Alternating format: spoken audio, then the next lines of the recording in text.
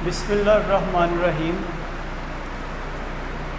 हमारा आज का जो टॉपिक है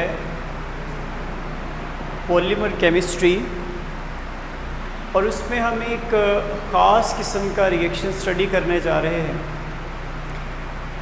हम पॉलीमर रिएक्शंस को स्टडी कर रहे हैं। तो पॉलीमर रिएक्शंस में से एक अहम रिएक्शन है जिसको वल्केनाइजेशन कहा जाता है।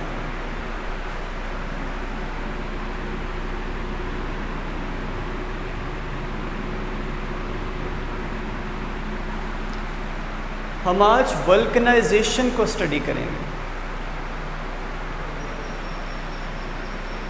वल्केनाइजेशन प्रोसेस जो है ये इस्तेमाल होता है अक्सर रबर के लिए, चाहे वो सिंथेटिक है चाहे वो नेचुरल रबर है। हम नेचुरल या सिंथेटिक रबर की जो इंटरक्रॉसिंग है या इंटरलिंकिंग है उसको कंट्रोल करने के लिए, अफेक्ट करने के लिए, इंक्रीज़ करने के लिए हम ये प्रोसेस करवाते हैं जिसको वल्केनाइजेशन कहा जाता है। वल्केनाइजेशन में जो मोर देन 90% हम प्रोडक्ट्स यूज़ करते हैं वो सल्फ़र के होते हैं। या तो डायरेक्ट सल्फ़र को हम वल्केनाइजेशन के लिए इस्तेमाल कर सकते हैं या सल्फ़र रिलेटेड कंपाउंड्स हो सकते हैं। सो यहाँ पे कुछ एग्जांपल्स हम स्टडी करेंगे वल्केनाइजेशन प्रोसेस की। उससे पहले बताता चलूँ, गुडईयर नामी साइंटिस्ट है, 1839 में उसने इसको डिस्कवर किया, इस प्रोसेस को वल्केनाइजेशन। पहली दफ़ा उसने पॉली आइसोप्रीन को वल्केनाइज किया बाय यूजिंग सल्फ़र। तो सल्फ़र या सल्फ़र रिलेटेड कंपाउंड को इस्तेमाल करते हुए कैसे वल्केनाइजेशन करते हैं, और कुछ ऐसे प्रोसेस जिसमें सल्फ़र इस्तेमाल नहीं होती, विदाउट सल्फ़र हम वल्केनाइजेशन करवा लेते हैं। तो इसको हम स्टडी करते हैं। सो जो पहला रिएक्शन है उसमें हमारे पास ये पॉलीमर है, पॉलीमर की ये चेन्स हैं। ये हमारे पास ऑक्टामर फॉर्म में सल्फ़र मौजूद है। जैसे ये सल्फ़र दरमियान में आएगी तो यहाँ पे आपको डबल बॉन्ड नज़र आ रहा है, ये सल्फ़र इन दोनों जगहों पे अटैच हो जाएगा और दरमियान का डबल बॉन्ड ख़त्म हो जाएगा। तो इस तरह एक ऑक्टामर की शक्ल में सल्फ़र बिहेव करते हुए इन दो चेन्स को क्रॉस लिंक कर देती है, इंटरलिंक कर देती है, जिसको हम वल्केनाइजेशन कहेंगे। वल्केनाइजेशन जो है नेचुरल रबर या आर्टिफिशियल रबर जो है उसकी कैरेक्टरिस्टिक को चेंज कर देती है, इंटरलिंकिंग जो है। और अगर हम ये चाहते हैं कि हम वल्केनाइजेशन भी करवा दें और इसी चेन के अंदर हम डबल बॉन्ड को भी अफेक्ट ना होने दें, तो हम ये करेंगे, प्रोसेस कुछ इस तरह होगा कि सिर्फ एक सल्फ़र कनेक्ट करेगी दो कार्बन को, बकिया ये जो दो हाइड्रोजन होंगे ये एक दूसरी सल्फ़र के साथ मिलके H2S बनाएंगे, हाइड्रोजन सल्फाइड की शक्ल में रिलीज़ होंगे। ये दो सल्फ़र के हम एटम इस्तेमाल करते हैं, वैसे ये ऑक्टामर की शक्ल में मौजूद होती है। ऐसे में हाइड्रोजन सल्फाइड जो है ये यहाँ से रिलीज़ हो जाएगी, क्योंकि इनमें से एक सल्फ़र इस्तेमाल हुई और दूसरी हाइड्रोजन सल्फाइड की शक्ल में रिलीज़ कर दी गई।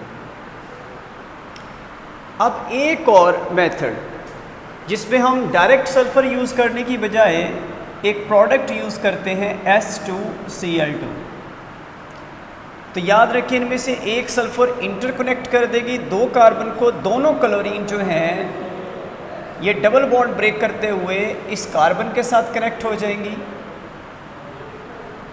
ऐसे में एक सल्फ़र बचेगी जो यहाँ पे आ जाएगी। ये जो सल्फ़र होगी ये फर्दर इंटरलिंकिंग के लिए इस्तेमाल हो सकती है या क्रॉस लिंकिंग के लिए इस्तेमाल हो सकती है। यानी या तो आप सल्फ़र को ऑक्टामर की शक्ल में इस्तेमाल कर रहे हैं विद चेंजिंग डबल बॉन्ड्स, या आप डबल बॉन्ड को रिटेन रखना चाहते हैं तो हाइड्रोजन सल्फाइड की शक्ल में रिलीज़ हो जाएगा और एक सल्फ़र इनको इंटरकनेक्ट करेगी, इंटरलिंक्ड करेगी, क्रॉस लिंक्ड करेगी।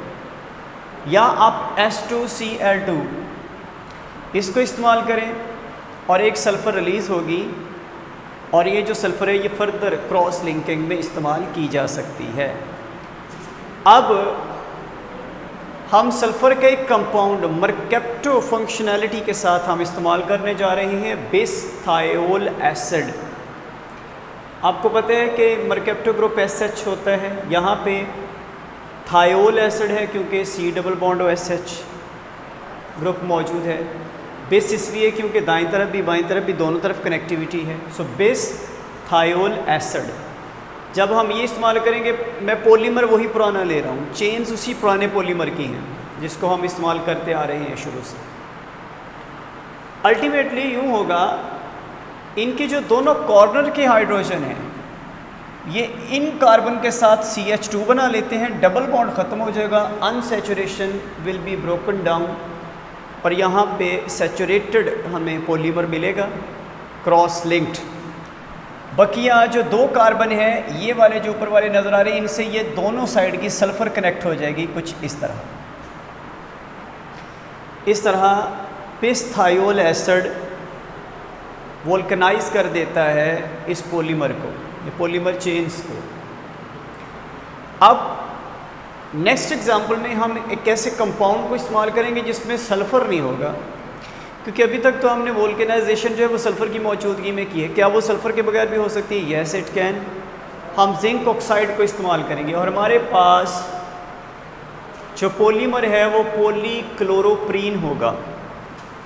सो ये जो स्ट्रक्चर है ये पॉलीक्लोरोप्रीन का है, इसके दो चेन्स हैं, हमने जिंक ऑक्साइड इस्तेमाल किया।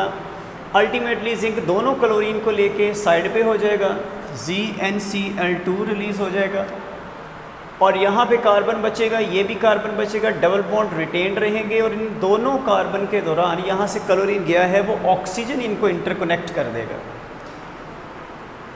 तो यहाँ से क्रॉस लिंकिंग सल्फ़र की वजह से होती थी, अब यहाँ पे ऑक्सीजन की वजह से हो गई। जिंक ऑक्साइड हमने इस्तेमाल किया था, तो जिंक ऑक्साइड इस्तेमाल करके हम पॉलीक्लोरोप्रीन को वोल्केनाइज करवा सकते हैं, क्रॉस लिंक करवा सकते हैं। अब सिलिकॉन रबर्स जो हैं इनकी वोल्केनाइजेशन भी हो सकती है। ये मेरे पास एक सिलिकॉन रबर पॉलीमर है, दिस वन, इसी के साथ मैं इसकी सेकंड चेन यहाँ पे रखता हूँ। असल में जो सिलिकॉन पॉलीमर्स होते हैं इनकी वोल्केनाइजेशन जो है एक फ्री रेडिकल मैकेनिज़्म के थ्रू होती है।